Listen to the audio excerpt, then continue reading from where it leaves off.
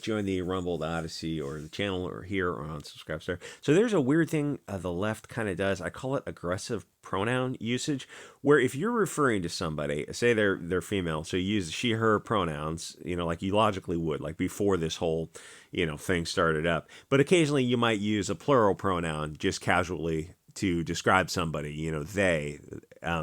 But it's a she, her. But what the left does now is if when they never use the plural pronoun to describe somebody, and they're very careful to say she, her for every pronoun usage and never the plural, then there's something going on because it's not casual enough. It's too formal. Because for the left wing, it's a little bit of a faux pas to use a plural when somebody's BLT and they're deliberately using the she pronoun for every single thing and never the plural. It's like if you use a plural, then it becomes a faux pas, like you're not validating their experience, their pronoun usage. When you navigate like SJWs, they're constantly having to correct people and correct each other because their language is changing so fast. And they it's just not acceptable to go, I speak how I speak. It's kind of weird that you believe you can correct other people's words is because that's compelled speech. But welcome to the left, and I'm sure this will burn out. I'm sure this will burn out peacefully on its own. So Hogwarts Legacy outrages Twitch streamer that you've probably never heard of, or you might not have even heard of Twitch. And they're boycotting she is boycotting J.K. Rowling. This is what she is doing. So a video game comes out, which looks awesome, and it's got a lot of excitement behind it, and some SJWs are upset about it, but most people don't really understand what the whole affray is about because it's the adage of the left can't meme. They can't summarize an argument because they have fundamentally bad arguments, like incorrect arguments. And if they had to reduce them to a simple form, then people would just reject them out of hand. That's why they try not to do that, and why they censor and deplatform. They're terrified of the open marketplace of ideas because they have bad ones that don't withstand the harsh, disinfecting sunlight of reasoned debate. So all this started with the BLT issue, the T part specifically.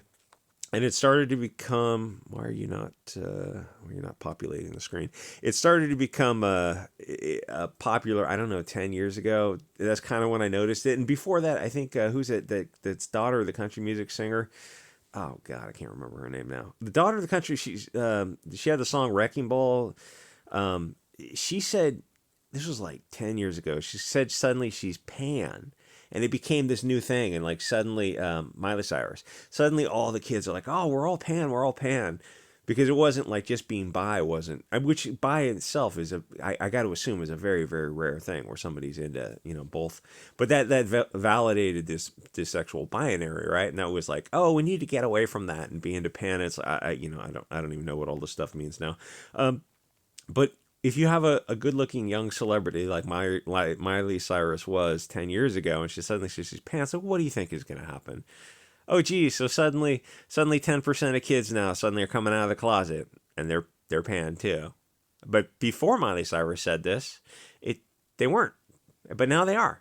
Oh, okay. Do you think the really attractive, hip, slick, and cool celebrity, the singer, the pop star who was in some kind of like the Disney TV show or something, you think her coming out had anything to do with it? Do you think she influenced these children's decisions? Oh, no, it's totally organic. What's the color of the sky in your world? So, and the thing is, it started to become popular 10 years ago, right? But now here's the thing. To be fair, in their defense, it's not an unheard of concept, the trans concept. Different groups across the world throughout history have had the concept of a third or more genders, but also it's pretty rare. So is this current version organic?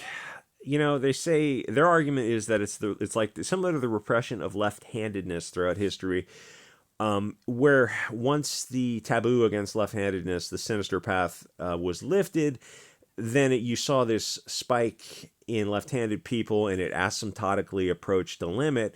If I had to guess, I think it's more of a cultural thing going on here with a lot of this Also, 40% of the kids today are somewhere on that BLT spectrum. You think that's organic? Come on. But, hey, to each your own. Live your best life. And it's also a force that I have no control over. It's probably going to balloon, and then there'll be probably a lot of people who regret their decision. You're seeing some people who are making YouTube channels now talking about, things have gone a little too fast and they did things that they wish they had not done. And, you look at America, it feels like the adults have left the building. And thousands of people left behind when the culture moves on to the next shiny object, because that's just the history of how fads work. And who knows what'll happen. Enjoy the decline, as they say. So this group started to say that they wanted to be in women's spaces, and women said no, and it started this conflict between the female feminists and the BLT people, which is great. You just want to accelerate stuff as much as possible because you sit back and let them fight it out. But the SJW BLTs can't reduce the argument because it depends on a convoluted straw man of J.K. Rowling's argument, which was simply that women want their own spaces and that males are not female and women are not men. It's like, oh, that's very istophobic. No, it's not. I mean, you have a losing argument here. If you're saying that reality is istophobic, you're just not going to get people going along with you when you push something so ridiculous. Now, the best thing the BLT SJWs could do would be to abandon this losing argument, because even if they sincerely believe it, it's almost certainly a losing hand. But they kept pouring energy into it. And if it was me, I would cut my losses and put the energy into something else. But the thing is, a lot of them don't want to deal with real stuff. This is the first world problems type of stuff. And it's a lot of it. You can get on Twitter, you can see it. It's pay me attention type of drama. Because most of this is coming from younger people, from Twitter kids who just, their whole existence is Twitter and TikTok and whatnot, who are saying that JK wants to deny them rights. And some of them seem to believe, or their argument is that she wants to delete them, like on large scale. J.K. Rowling, the writer of children's books from 97, Harry Potter, that she wants to remove them from this mortal coil.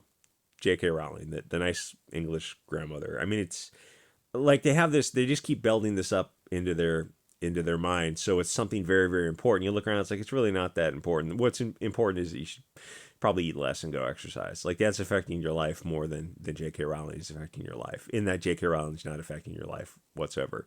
She has an opinion on the internet. You can just move on with your life. But they exist on Twitter for these dopamine likes. I mean, the thing is like, which is not really talked about as much as it should be, is Twitter and social media. Twitter, more so than others, is so freaking addictive for those likes and retweets and comments. It's like, yeah, that causes a dopamine response, like a cigarette. You will get addicted to Twitter like you would get addicted to anything that causes that stimulus response.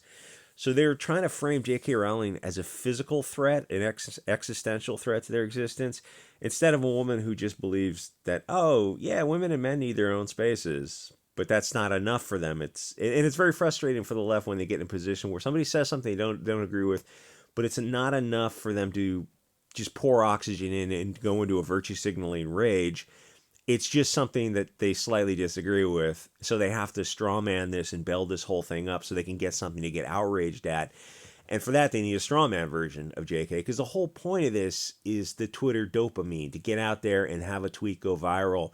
And like, they're teenagers and they're probably a little chubby, and nothing really stands out. Like, for most humans, nothing really stands out. So they, dye their hair blue and pierce their nose and suddenly think they're Rage Against the Machine, and they latch onto something. And here's the thing, is the whole trans thing of the BLT thing was big like 10 years ago. By 2015, 16, 17, for people to get attention to come out of the closet as trans, like, the bloom was off the rose several years back. Like, there's nothing you can come out as now that's going to get you attention, because the libs of TikTok is showing like 40% of the kids in school are something. It's like, okay, well, then you're not special anymore. You're gonna have to figure out something. Like, yeah, half the class has got blue hair and nose piercings, and they say they're non-binary, or they're one of these things. It's like, okay, well, it's not special anymore, and like, kids are still stuck in this 2015 thing where they like, we want something to give us attention. Yeah, well, 2015, that was the next big fad, and the next fad that comes along, I have no idea what it is, and what man-made horrors will the future hold? I'm sure they'll come up with something just equally horrific. You can just be like, let kids be kids. I don't know. The next thing would be like returning to traditional. Oh yeah, well, we don't use the internet. We're using the internet to spread like base trad memes, which, to be fair, there always has been like a trad movement. Maybe you'll see a resurgence of that. Yeah, we have chickens now in our backyard and we farm, or we have a little backyard garden or something. I don't know. Like kids are always looking for something to latch onto, and to not like just openly say, "Oh yeah, this seems like a fad." You can't say that on social media because it feels like kids pretty much control social media. And most of what this is just Twitter kids who want some attention, and this is their windmill to tilt against. It's like, why don't schools teach literally that story of the guy, Don Quixote, tilting against the windmill? And it's like, oh, hey, kids, this is remarkably similar to what you're doing. How dare you deny my existence? No, I'm just saying it's a fad. And then, the teacher would just get fired. Like, that's the reality of the situation.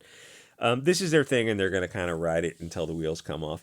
Anyway, so Hogwarts Legacy looks like a pretty fun game if you play video games.